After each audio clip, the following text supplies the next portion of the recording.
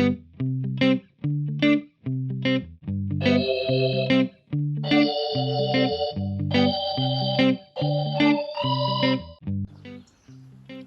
this is Daniel.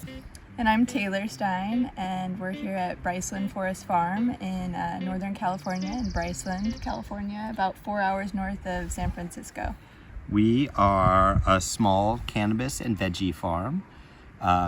We are Sun+Earth certified, which means that we practice regenerative farming principles. And we're here today to tell you about one of the techniques that we use to integrate our cover crop into our hugel beds to prepare them for spring and summer planting. Great, come with us. We'll look at that. During the winter, we like to use a combination of cereal grain type grasses and legumes. In this case, the cover crop that we're crimping down is cayuse oats, purple vetch, bell beans, and field peas.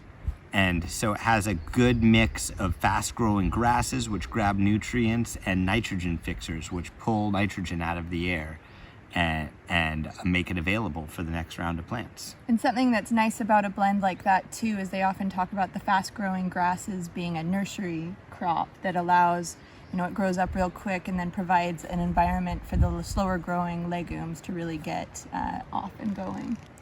And in the spring, what we like to do is to do as slow and diverse of a decomposition of that cover crop as possible.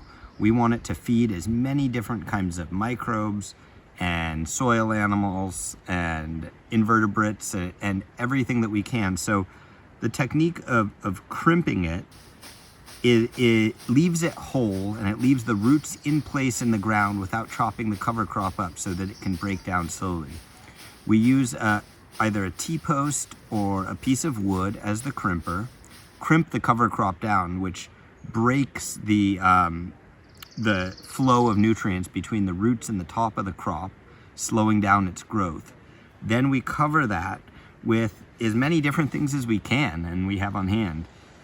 This year, we covered it with fresh compost and wood chips and cow manure and decomposed hay, and then a nice thick layer of rice straw on top. And something that I've been thinking about a lot over the last few years, there's a lot of talk about carbon sequestration and getting carbon back in the ground. And when you see a big, thick, lush cover crop, or you see a gigantic tree or anything living, it really is this alchemy of the living plant pulling carbon out of the air to create its structure, and its waste product is oxygen. So you look at this lush field of cover crop, and that is literally carbon pulled out of the air, the nutrients from the relationship with the bacteria pulling nitrogen out of the air, and you're pulling all of those nutrients and carbon and then tucking it into the soil for the season's fertility. And it's a beautiful relationship to have with plants and with land and with the soil.